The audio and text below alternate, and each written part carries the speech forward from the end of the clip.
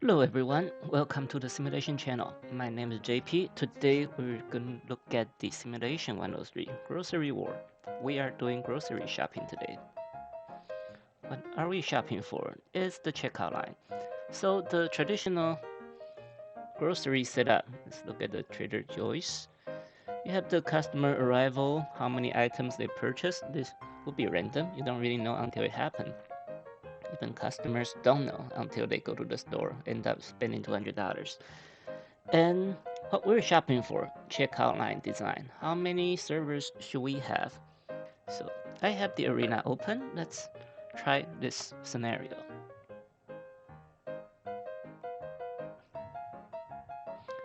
So again, everything start with a create. And try to zoom in a little bit. Hey, come back. Alright. Let's have something that's the customer arrival. Say I'm just say 10 exponential arrival every 10 minutes. Not the greatest store, but after that we need to decide how many items they're gonna buy. In that case, we're gonna add an attribute. Type entity, any attribute goes through that. Attribute is like the variable assigned to each entity. So right now, let's put in something. I'm gonna say person distribution.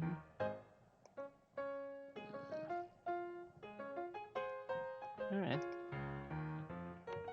say 5. Okay, and that is that. And after that, let's say it goes through a process.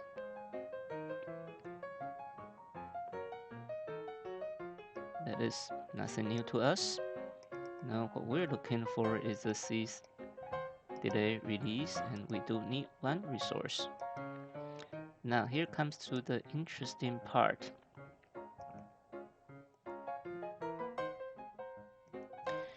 The reason we add the attribute in the assign is logically the more items you buy, the longer it takes to check out, and that's what this is for. We are going to do it based on the attribute value. If I can find it. User define attribute number. Hey, found it here. Attribute 1 and the T1. So that is gonna be the number times 1 plus, let's say, 2 minutes by default plus 1 minute each item as the processing time. So it's a formula of number of items that customer purchased. Okay, after that, let's do the dispose. Okay then. So we have something ready. Let's save this model.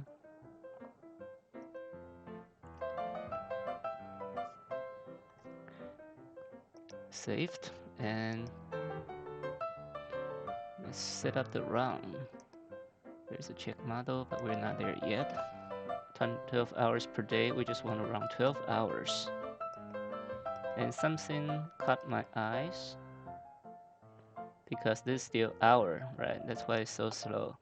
I was talking about minutes, so always check the unit. This is the common mistake. Now let's hit it again. Check.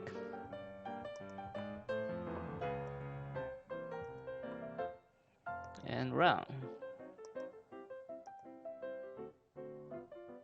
Still the report's not cool, but I'll deal with it. Seems everything went through relatively quick. One seems to be working for now. Right, so this is your baseline model, or this is your some model that works, and let's take a look at the output. Process wait time, not bad actually. less than 6 minutes waiting, number in queue, less than 1 customer. Put 60, right? So the output shows it's good. And now to make it more interesting, let's do the stress test. What if we double the arrival, or I should say decrease the inter-arrival time by 50%?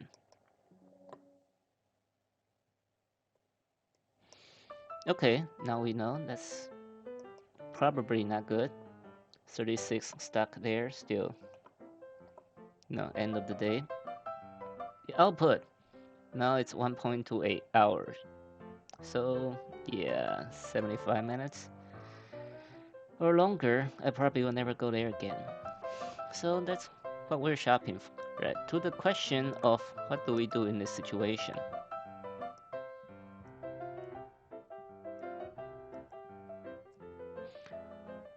So the answer is simple, or actually the question is how many checkout lines do we need? So let's do one more, right? Resource 2, oh well, I only one, just one resource 2. Stop, yes, that is good. Then we need to do this side. Alright, how did I decide which way you want to go? Decision, if I can actually read it, they're so tiny.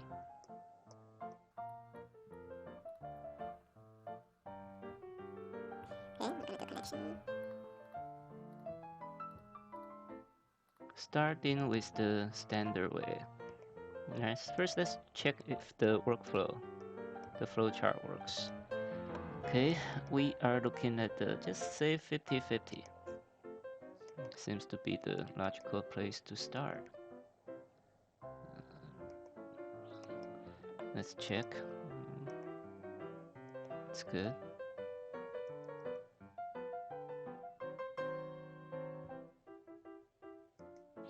Alright, it finished. Not too many got stuck. Should be good. Now let's look at the output again. Wait time. It varies, really. Process 1 seems to be shorter wait time. The other one, so 7 minutes. We can deal with it, but we can probably do better. If customer can see how many people waiting and decide their wait line or which station they want to go to. Back to the model. This is how we do this. Should close that. Okay, back to the model.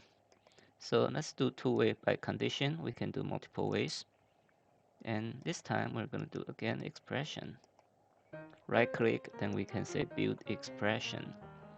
And we are interested in number in process. Is there a queue? Yes, I care about queue. Current number in queue. For process 1, if this is greater than current number in queue. Process 2. So I want to change that, right? The key is to let's read this and see if it makes sense to you. If number of items in process 1 queue is less or equal in number of items in process 2 queue, I will pick process 1. That's what this logic is about. Okay, and now let's save it and run.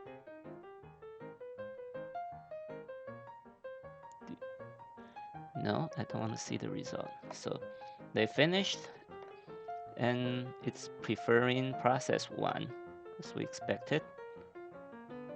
Now let's see the report.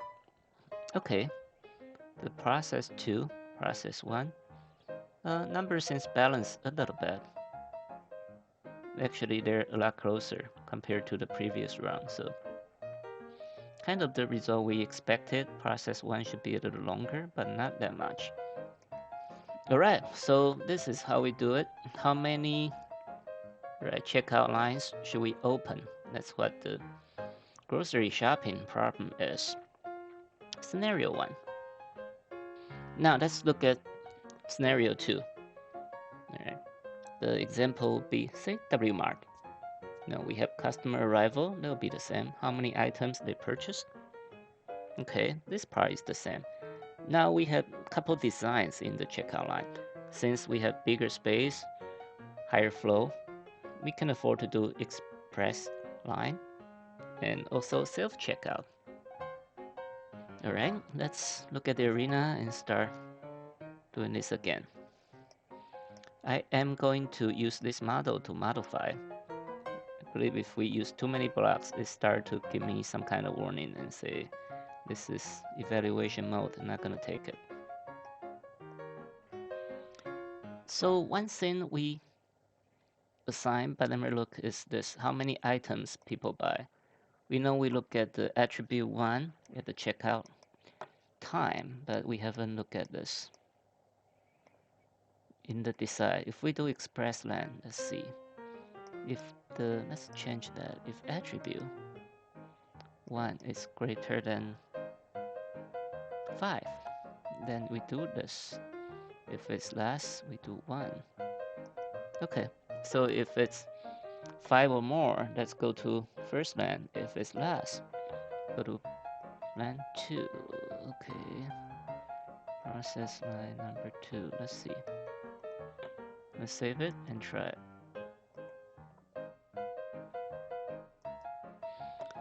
So now this is finished. Looks like we have more on the process 1. So maybe we should lower the number, or I should increase the number. Sorry. Let's say, make it 8. How do we balance that?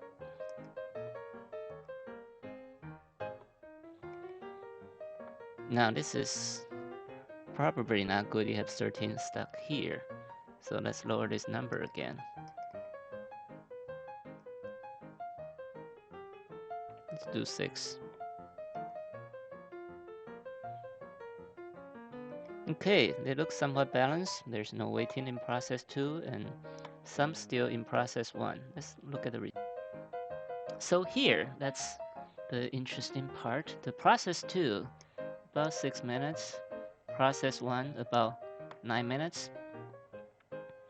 Okay, that's one scenario. But the reason this type of design exists is very simple.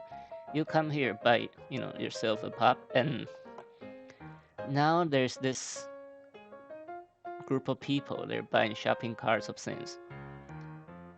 You usually want to say, hey, is there express line I can go to? I don't want to stop with, all the other giant shoppers. So in here, we went through 3 scenarios. How many items should be in the express lane? Right, so we can do that. That's 1. Then let's see. Let me mark something here so we don't forget. That's or equal to 5 items.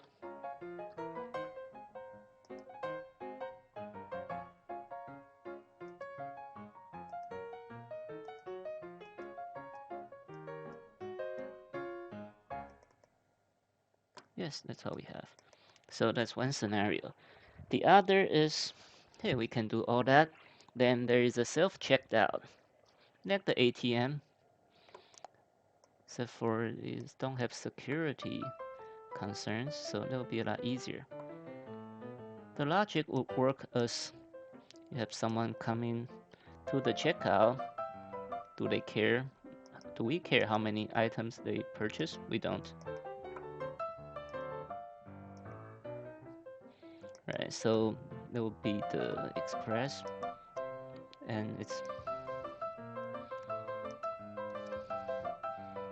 if they don't want to interact with people, or they have their reasons, I'm sure. Okay, delete it. I want the resource number 3.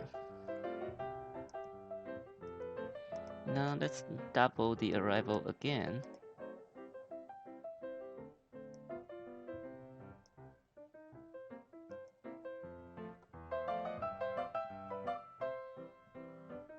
It was 5 minutes. Let's make it 2.5.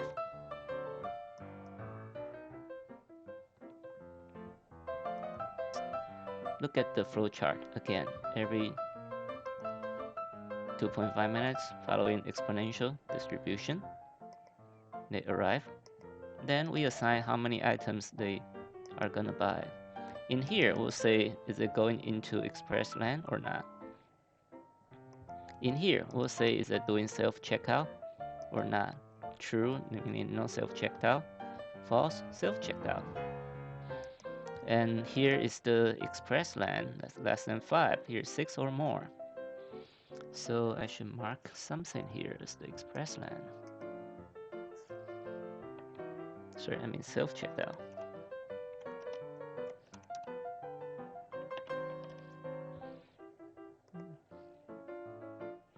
So I'll remember what I did later. After that, it's all good.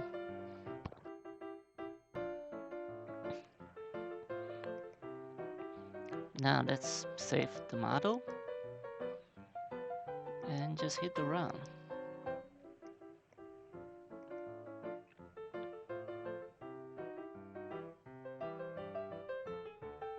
I do expect here process 3, the self-checkout, to line up higher because we kind of saw half of them here.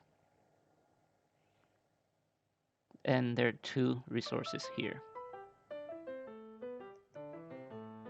I don't want to see the result, so we have 10 still waiting here.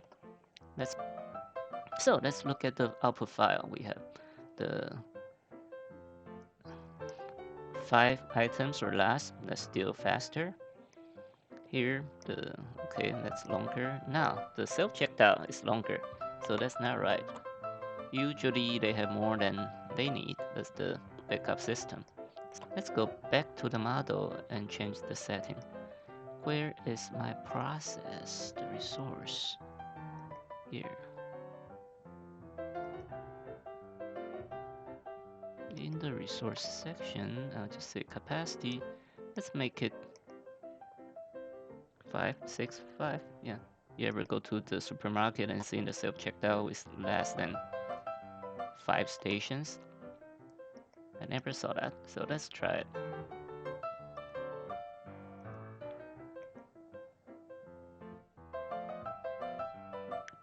As a way for them to cut the cost, they set up these automatic machines so you don't wait that much longer. You prefer to do it.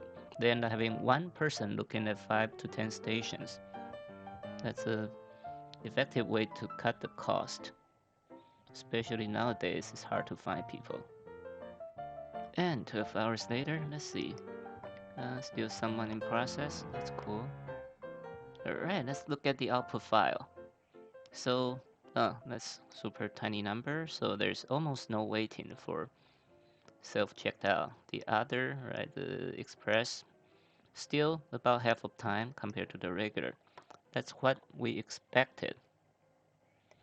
And again, this is the grocery shopping or the checkout line design.